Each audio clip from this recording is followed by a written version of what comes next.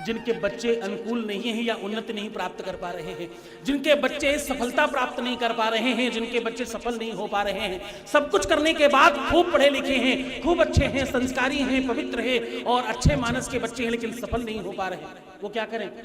वो 3 प्रकार के सूत ले लें,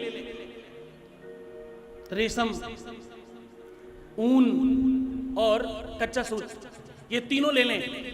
ये तीनों को कच्चे दूध में रात में भिगो दें और दूध में थोड़ी सी हल्दी डालें। और हल्दी कौन सी डालनी है? गांठ वाली हल्दी को घिस घिस कर डालना है, पीस कर नहीं डालना, घिस कर डालिएगा। दूध उतना ही रखिएगा जितने में ये धागे भीग जाए, केवल उसी में हल्दी खूब अच्छे से लेप कर डाल दीजिए और रात भर भिगो रहने दीजिए, रात भर भीगा रहने दीजिए। सुबह भगवान शिव की शिवलिंग पर लपेट दीजिए और पूरा पूजा संपन्न कर लीजिए। रोली, अक्षत, चावल, गंध, पुष्प, धूप, दीप, नैवेद्य प्रणाम करके संपन्न पूजा जब हो जाए आपकी, उस पूजन के बाद इन धागों को उठाकर उसकी दाहिनी कलाई पर बांध देना, क्योंकि यहाँ पर मणिबंध है। हस्तरेखा देखने वाले यहाँ पर कलाई के पास में मणिबंध देखते हैं और यहाँ पर वो धागे तीनों प्रकार के बांधे जाएंगे। ये त्रिसूक्ति बंधन है, इसे बंधते ही उनके जीवन में श्रेष्ठता आएगी और उनकी उन्नति होगी। उनके जीवन में रोजगार, कारोबार, नौकरी चाकरी खूब अच्छे से आएगी और वो खूब सफल होंगे, खूब धनार्जन करेंगे और अच्छे मार्ग पर लगेंगे। हाँ, ये काम आप सोमवार के दिन भी कर सकते हो, गुरुवार के दिन कर सकते हो, शुक्रवार के दिन कर सकते हो और सबसे अच्छा है प्रदोष के दिन करना। अगर गुरुपुख्य मिल जाए तो इससे अच्छा कोई दिन नहीं हो सकता। इन शुभ मुहूर्त में अगर ये किया जाए तो कहते हैं भविष्य संशय, भविष्य में संशय नहीं है कि आपको इसका लाभ मिलेगा। एक बात और कहूं, अपने घर के जूठे चावल, जिन चावलों से आप रोज भोजन बनाते हो, वही चावल निकाल लीजिए।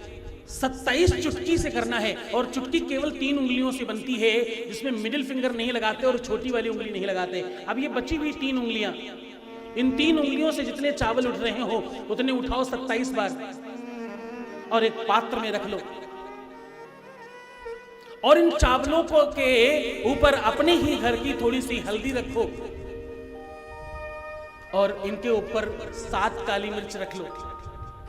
बहुत गौर से सुनना। और थोड़ा सा कपूर रखकर अपने ही घर से ये सब रखकर जाओ और भगवान शंकर के द्वार पर पहुंचकर जला दो। पहले दहलीज पर आरती करो और फिर अंदर पहुंच के भगवान शिव की आरती करो। भले ही कर्पूर गौरम करुणावतारम संसार सारम भुजगेंद्रहारम सदा वसंतम भवम भवानी सहितम नमामि ही आप कह रहे हो, लेकिन जो भी आपको मंत्र आता है वो बोलकर, कुछ नहीं आता ओम नमः शिवाय बोलकर आरती कर देना और जले हुए चावल की राख वापस ले आना थोड़ी सी, बाकी वही निर्माल्य में डाल देना। थोड़ी सी बचे हुए चावलों की राख लेते आइएगा घर में। इस राख से अगर आप अपने बच्चों को तिलक करें मंगलवार शनिवार कम से कम 7 बार, ऐसा करने से आपके बच्चों के ऊपर लगा हुआ कोई भी कलंक मिट जाएगा, किसी भी प्रकार का बुरे ग्रह का प्रभाव समाप्त हो जाएगा, उनके जीवन में आ रही बाधाएं समाप्त हो जाएंगी और उनके जीवन में खूब उन्नति होगी। किसी भी प्रकार का कोई संकट नहीं आने पाएगा उनको।